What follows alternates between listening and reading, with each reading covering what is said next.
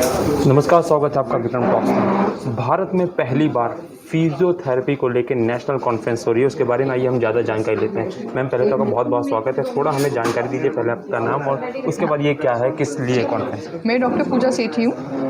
मैं Delhi branch of Indian Association of Physiotherapist की अध्यक्षा हूँ।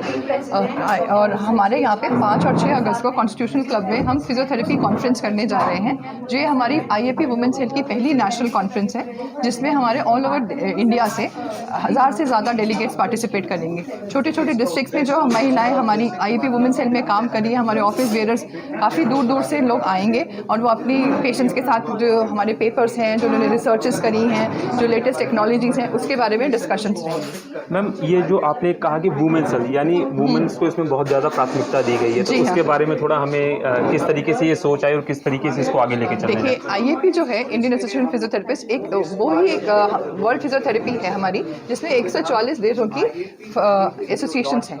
लेकिन भारत में ही इंडियन एसोसिएशन ऑफ फिजियोथेरेपी है, जिसमें एक वुमेन सेल अलग से है। वुमेन सेल इसलिए है क्योंकि भारत में करीबन 72% महिलाएं ही फिजियोथेरेपिस्ट हैं, तो इसलिए महिलाओं का जुड़ना बहुत ज़रूरी था। और महिलाओं में एक सिंपैथेटिक, आपको पता है कि रहता है, तो उस तरह से वो महिलाएं जो है जल्दी से पेशेंट्स के साथ कनेक्ट कर पाती हैं, उनकी तकलीफ को समझ पाती हैं। हमारे ज़्यादातर मरीज़ भी महिलाएं ही होती हैं, जिनको घरेलू महिलाएं, जिनको गर्दन का दर्द, कमर का दर्द रहता है, या केयर टेकर, अगर आप कहें कि अगर हस्बैंड को भी प्रॉब्लम होती है, किसी को स्ट्रोक है, बड़े बूढ़े को, तो उसकी केयर टेकर जो होती है वो एक फीमेल ही होती है। तो फीमेल्स को ट्रेन करना और एक फीमेल डॉक्टर का होना एक काफ़ी ज़्यादा ही बेहतरीन होता है।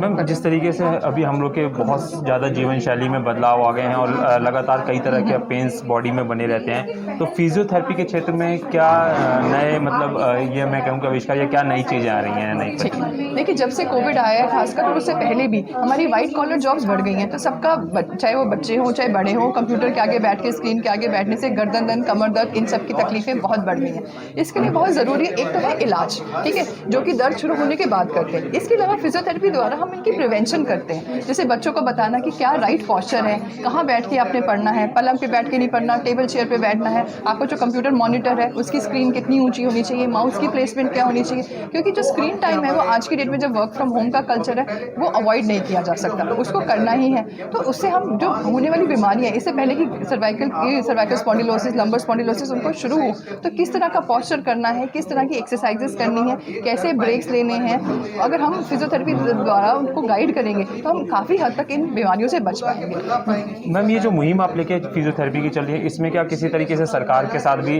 चला जा रहा है, या ये इंडिविजुअल या खुद के बेस पे, या जो आप लोग की संस्थाएं वही मिलकर कर रही हैं? देखिए, जो ये 60वां अधिवेशन हुआ था हमारा अहमदाबाद में, वहाँ पे प्राइम मिनिस्टर मोदी जी ने हमें एड्रेस किया था। एक 18 मिनट के एड्रेस में उन्होंने कहा था कि फिजियोथेरेपिस्ट का एक बहुत बड़ा रोल है इंडिया को फिट बनाने के लिए, और उन्होंने कहा था कि आप इंडिया को फिट बनाइए। इसके लिए हमारे जो प्रेसिडेंट है डॉक्टर संजीव झा, उन्होंने इनिशिएटिव लिया। हम एक टेली कंसल्टेशन वेबसाइट लॉन्च कर रहे हैं इंडियन एसोसिएशन ऑफ फिजियोथेरेपिस्ट की तरफ से, जिसमें कि भारत से कोई भी लॉग इन कर सकता है और उसे फिजियोथेरेपी की फ्री टेली कंसल्टेशन दी जाएगी। इसको हम 5 और 6 अगस्त को ही लॉन्च किया जाएगा। मैम, एक बार इसका नाम फिर से बता दीजिए हमारे दर्शकों के लिए। इंडियन एसोसिएशन ऑफ फिजियोथेरेपिस्ट की साइट पे free teleconsultation in physiotherapy site launch होगी 5 और 6 अगस्त को। बहुत बहुत धन्यवाद मैम हमसे बात करने के लिए। तो ये थे हमारे साथ मैम, जिन्होंने बताया कि आखिर फिजियोथेरेपी देश में जितनी महत्वता उसकी बढ़ती जा रही है, उसको लेके कैसे आगे चलें।